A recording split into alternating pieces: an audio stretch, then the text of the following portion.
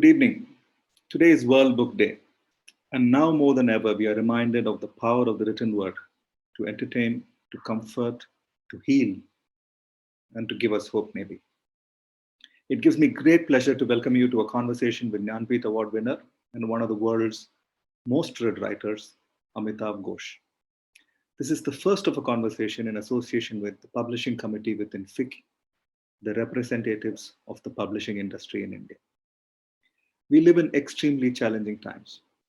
Over the last few years, through his books and various columns, Amitav has been warning us of the grave consequences of climate change and how humanity's indifference is only going to make it worse.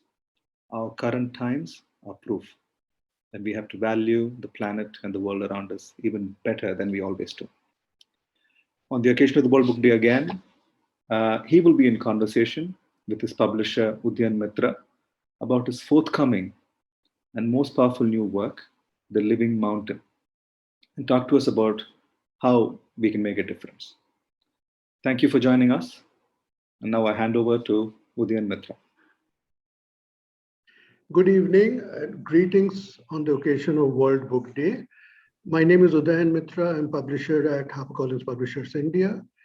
And it's a great pleasure to have with us renowned author Amitav Ghosh. And we will be in conversation today. And the topic is The Living Mountain, a story of the Anthropocene.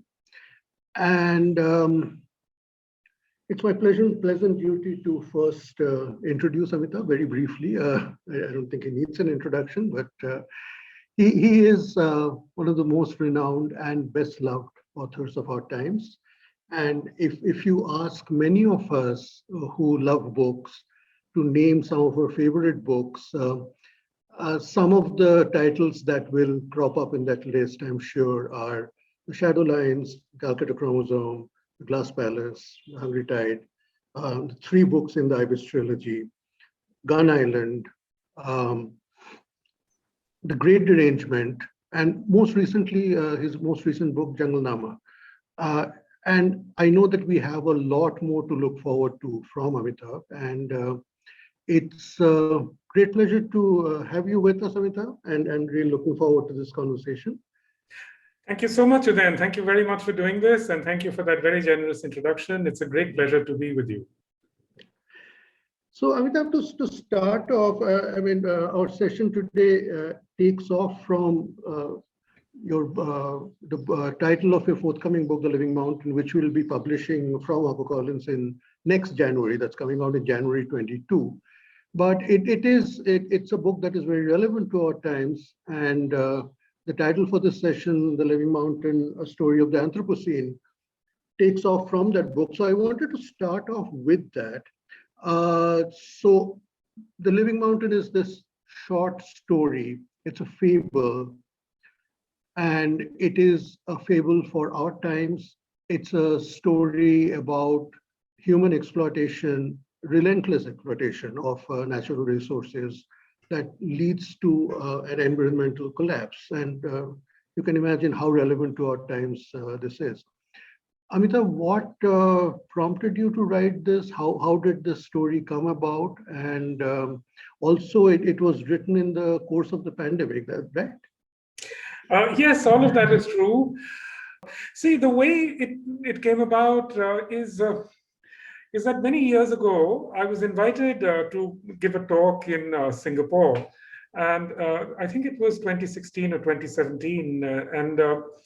I started my talk with a story, and a part of that story was exactly, the story of The Living Mountain. And in fact, it made a great impression on the audience. And there was a theater director there, and he went off and actually made a play. He was a Mexican theater director. He made a play of it, and it was performed and so on. I never got to see the performances, but I know that it was performed. But I myself was not satisfied with that version of the story, and I just put it away, and sort of forgot about it. And then during the pandemic, a very well-known historian at the University of Notre Dame in the United States, wrote to me and said she was going to be editing a book about the Anthropocene. It was a collection of essays and short pieces on the Anthropocene, and many of the world's leading climate scientists and earth scientists were going to be writing for it. And they wanted something from me too. So this was quite a responsibility. I sat down, I racked my head, I thought of writing an essay, and I took several goes at it. And then I realized, what am I going to tell anyone about the Anthropocene that these famous scientists won't say better? And then it struck me that really the best thing that I can do is that, I'm a storyteller. And I should tell a story about the Anthropocene as I perceive it. So that's when I sat down and really completed, the story. And somehow it just suddenly gave me an impetus to do it. I would probably never have done it unless the editor had asked me to. That's right. Yeah, but so I sat down and I finished it, and I sent it to her in great trepidation, thinking, these are heavy-duty scientists and so on. What will they make of my fable? But they loved it, and she wrote back to me saying, I want to put this in every schoolroom. I want everyone to read it. Yeah. So that's really how it went. Yes, and really, I have to say, I'm one of the privileged first people to have read the story. It's a very short story, but it's an incredibly powerful fable, and it just speaks to you cerebrally as well as emotionally. And I'm just waiting for readers everywhere to be able to read it. It's just a wonderful story. Now, the fable format you have been working with, even your book Jungle Nama, which is just out this January,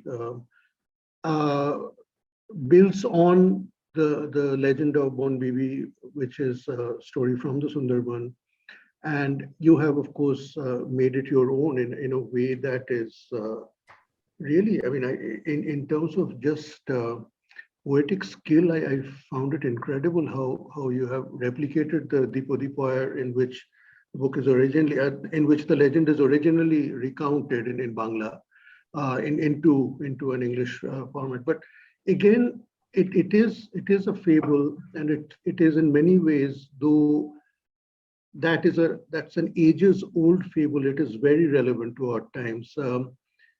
Again, would you like to talk a little bit about why you chose to bring new life to the Jungle Nama fable, and what was that process like? Writing poetry I think in terms of a published book, writing poetry for the first time, right?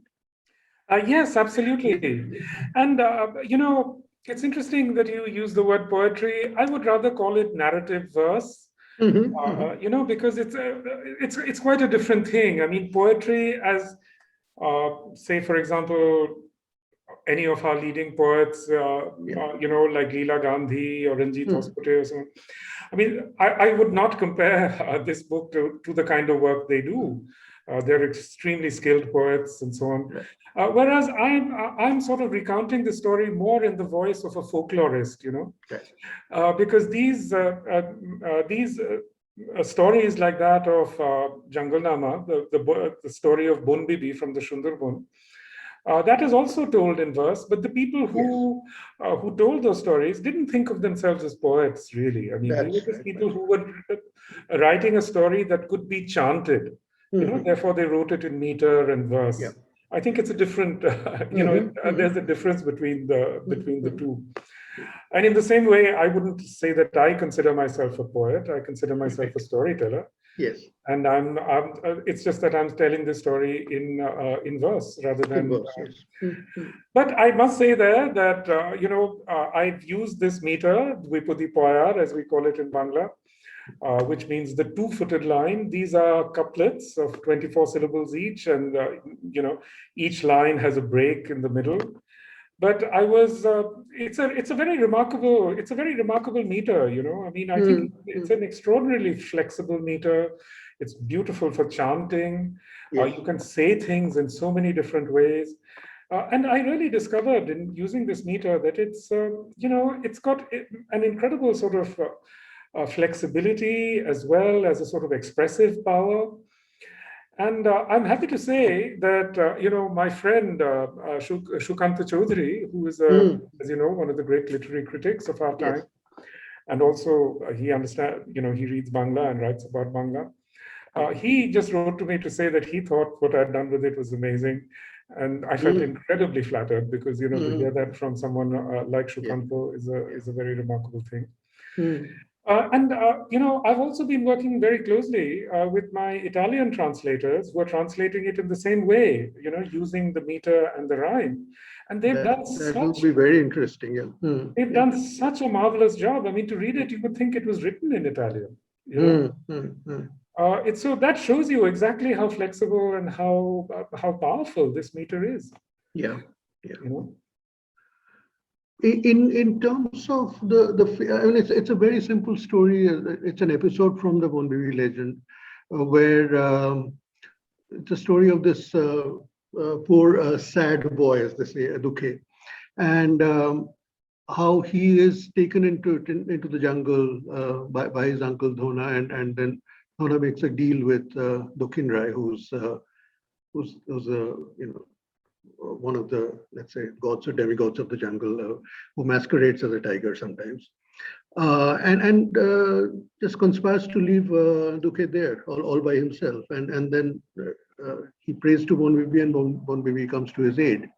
But simple enough story, but really at the root of it, there is so much going on. In terms of how mankind looks to the jungle as this place where they can get natural resources from for their own benefit, without really paying much of an attention to the environmental damage that they might be causing. And from Bonbibi's point of view, which Dukhe then becomes a part of towards the latter part of the narrative, there is a balance in the environment. I found that absolutely fascinating, that the way how that is actually built into the story. Your thoughts on that?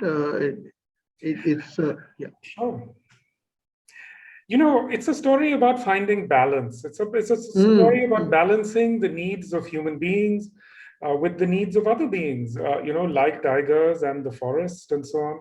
And I think that's what's so powerful about it for me, because, it's often been pointed out that, the stories of forest peoples and indigenous peoples often carry this moral, that you have to, the needs of human beings have to be balanced against the needs of, the earth, really, the earth and everything that's in it. But, in English, such stories are very rare. If you think of all the stories that are written for children, they're always about, maximize your potential. You can better, you can, be ambitious, just do it, grab everything you can, that kind of thing. So I just feel that it's very important, for this other kind of story to be told, about our relationship with the earth. And that's what's actually so urgent and pressing about this story, as far as I'm concerned. And it's quite remarkable, actually, how the story conceives of these kinds of balances, of different kinds of needs. And at the same time, this story, even though it's a very simple story at some level, it's also a very psychologically interesting and complex legend, because you have this poor boy Dukhe being sort of inveigled into going into the jungle with his uncle. His uncle is already rich, but his uncle wants more and more. So, one of the sort of, I mean, I'm sure you've seen this in your own life. One of the tropes of life in Bengal, and certainly perhaps throughout India, is that of the tensions between relatives, the rich relatives and the poor relative. The rich relative is always trying to exploit the poor relative. So it's a story about those kinds of family tensions. And at the same time, it's a story about sailing. It's about Also, yes, merchants who go out to sail. And, this is again a theme that runs through so much of Bengali folklore and folk culture. I mean, the story of Monisha Devi, the goddess of snakes, is the same story. Because Chand Shadagar is the merchant, is again a merchant who's a sailor. He goes off and, travels here and there. And this is one of the ways in which, the folklore of Bengal is so different from the folklore of, let's say, Bihar or UP, or, for Bengalis, there was no Kalapani, exactly. They were merchants who traded with across the Indian Ocean, with Indonesia, with Burma, and so on. So those were the connections that were important, for Bengalis. And at the same time, it's also a story about migration. Here in Goa, if I look around, if I just have to walk outside and I'll see some young Bengali migrant workers. They come from Bengal and they can't make a living in Bengal. Many of them are from the Sundurbun. They come here, they work, they earn some money, and as you saw during the pandemic, they got completely stranded and their lives were devastated. But again, this is what young Bengalis have done for centuries. For centuries now. For centuries. I mean, they've migrated to make a living somewhere else.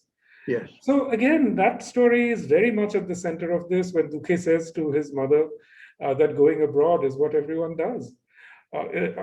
Amongst boys of my age, all that we discuss, Yes. And it's really true. If you see young Bengalis outside, whether it's in Europe or it's in other parts of India, they all migrate to make a living. I think this is one of the great unnoticed things that people don't seem to write about very much, which is why the government seems not to have known that in all of our cities are home to literally millions of migrant workers. Yes. Because these workers are often, they don't speak necessarily the local language, so they're not on the radar of the local authorities, But there's a huge demographic shift that's occurred in India in the last 10, 15 years. I've certainly seen its effects in Goa, in Karnataka, in all the rural, in the coastal towns again. Yes. Most of the workers are from Bengal. In Bangalore, there are schools where the children speak, more children speak Bengali than Kannada. It's a huge demographic shift and it needs to be noticed. Yes, yes. Yes, one of the things about the pandemic has been, of course, one of the things has been that it has made a lot of us introspect because we have been in isolation and we've been, sitting in our own households and doing our household work and then doing our office work. But it's also, I think, taken us back to the stories that sometimes we were beginning to ignore and forget. And very much, I think the Living Mountain and then the Jungle Nama story are very much stories like those. The Monisha Mongol story, which you mentioned, which is very much a part of Ghana Island, it's again one of those stories that's that strikes deep, but stories that we are beginning to forget. In fact, in Hungry Tide, years ago, you had captured the Bon Bibi story, but then you came back to it in Jungle Nama and actually brought it out even more powerfully because now it's in verse form. Would you have something to say on the relevance of these folk tales, folk legends in our times? Are there lessons to be learned there? And are we in danger of beginning to forget these stories? Yes. These stories are incredibly important because, as I said, with the Monisha Devi legend, for example, the legend of the goddess of snakes, and again, let's not forget that this story is indigenous to Eastern India. It exists in Assam, it exists in Bengal, and Tripura, etc. So, these stories actually predate many kinds of canonical culture. And they are so important because really what they do is that they reflect the ecology and the environment That's right. that they emerge out of. The Monisha Devi stories, for example, are all about natural disasters. Monisha Devi is the goddess of snakes, but she's also the goddess of natural disasters. So, you see in those stories famine, drought, floods and storms and so on. And of course snakes, which are so much a part of the ecology of Bengal and of India. So, these stories are all, the Monisha Devi story is so much about finding a balance between the needs of humans and the needs of the earth. It's something we have completely forgotten now, and that is really what the planetary crisis is about. Yes. As you said, we humans have been treating, what we should rather say is that, what started in the 17th century with Europeans invading America, then invading the Indian Ocean, seizing the East Indies, they began to think of, what are really the precious treasures of the earth. They started thinking of these things as resources, which exist only economically. That's right. These resources had no moral value attached. Yes. They had no aesthetic values attached. They were judged only in terms of profit. Yes. And as we go on, we see, what grows out of thinking of things as resources is the resource curse. So for example, say with cloves, the Dutch seized the islands where cloves used to grow. This was in the East Indies. Yes. And they turned those islands into wastelands, essentially, and that was way back in the 17th century. You see this in India most dramatically because, the English began to grow opium to send to China, and they grew it almost entirely in Bihar.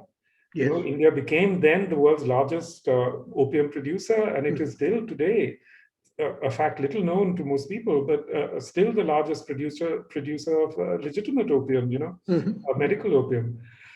But the places where these where this opium was grown, to this day, they're laboring under essentially a resource curse. Just think, Bihar historically has been the richest, most productive part of India. And rich not just in terms of money, but also, Bihar produced the great intellectuals, the great writers, the great, going back to Ashoka and even before Kalidas, they're all from that region. How did this region become the poorest part of India? And essentially, it was under this colonial agricultural economy where they were made essentially to produce this so-called resource. And there have been studies which show to this day that the districts where they grew opium are much poorer in development outcomes than neighboring districts where opium was not grown. They lag. There's much more criminality. There's much more. There's fewer schools. In every way, they lag behind. So this resource curse extends into the future, and you look again at the resource curse of oil. Country after country has been devastated by oil. The entire Middle East is in flames to this day, because of the so-called resource that they possess. But even more than that, it's the entire planet is now laboring under the resource. That's what it is. That's what this colonial extractivist economy has given to the world. And today, in effect, these techniques of colonialism have been adopted universally by countries everywhere. Indeed, and one of the really fascinating things about the Living Mountain is, in fact, that very briefly but very powerfully you bring this out, that this whole exploitation and of what humans think of as natural resources actually stems from a disconnect between the human mindset and between nature. And there are these people called the adepts in the Living Mountain who are actually able to connect with so there's this great mountain called Mahaparvat, and they are able to connect with, so to speak, the spirit of the mountain through their feet. So I won't give away the story, but the disjunct between people who are able to connect and people who are not able to connect but want to exploit, that is made crystal clear. So, so we are doing this on the occasion of World Book Day. So I wanted to close asking you your thoughts on books over the last couple of years. I mean, books have, I think, become more dear to us than ever before. They helped us sustain through some of the most difficult times that many of us have seen or are likely to see. Your own books, so I mean, for a time last year, publishers in India were reduced to being able to publish only ebooks, which was a first for our times. And then in the same year or in the same, let's say, 12-month period, we were able to publish something like Jangalnama, which is such a wonderful collaboration between you and Salman Tor, and those illustrations and then the words come together. And now, of course, there's an audiobook version coming as well. So on multiple platforms, I mean, books have been speaking to us and have been sustaining us. I just wanted us to close with a remark or a thought from you on that. Well, I have many thoughts. First of all, let me say that the whole designing process and the whole process of making Jangalnama occurred during the pandemic, over calls like these, and yes. Really that was an extraordinary thing. And I must say the HarperCollins team was absolutely fantastic. And Bonita Shimre, your colleague, who designed the book, to my mind, has done an absolutely splendid job. I mean, I just love how the books come out. And it's even more than me. Salman loves the way it's come out, and he's very particular. So it was really just a wonderful thing to go through this whole process during the pandemic. Yes, you're right. I mean, books have been so important for all of us, in this whole terrible time, and it's really sustained us through this whole terrible time. I do believe I saw somewhere the other day that actually book sales have gone up during the pandemic. They have, indeed, they have. But it's been it's not sort of gone up equally, so that authors who already had a presence have continued to sell as usual, whereas it's become very difficult for younger starting authors to actually establish themselves at this time, I think, because they, more than anyone else, really need to be out and about and doing bookstore readings and so on. So I really feel for them. I think it's very it's been differentially hard. It's been very hard on younger authors. And it's even been very hard on authors in general, because I've seen on social media, many authors have had a very hard time just coping with the conditions, writing fiction under these conditions of constraint. No, for the industry, it's been a very challenging time, but it's incredible to see how people have survived, how people have been able to sustain themselves, and the creative outpouring that's been going on. I mean, the number of manuscripts we've been receiving, the quality of those manuscripts is just so heartening to see. So I think that there are good times ahead, I hope, beyond this bump. So, let's hope. Yeah. Thank you so much, Amitav. Thank you for joining us. I think this would be a very special occasion for all our readers and book lovers in India. They'll love watching you and listening to your thoughts. Thank you. Thank you. Thank you very much, Uday. Thank you.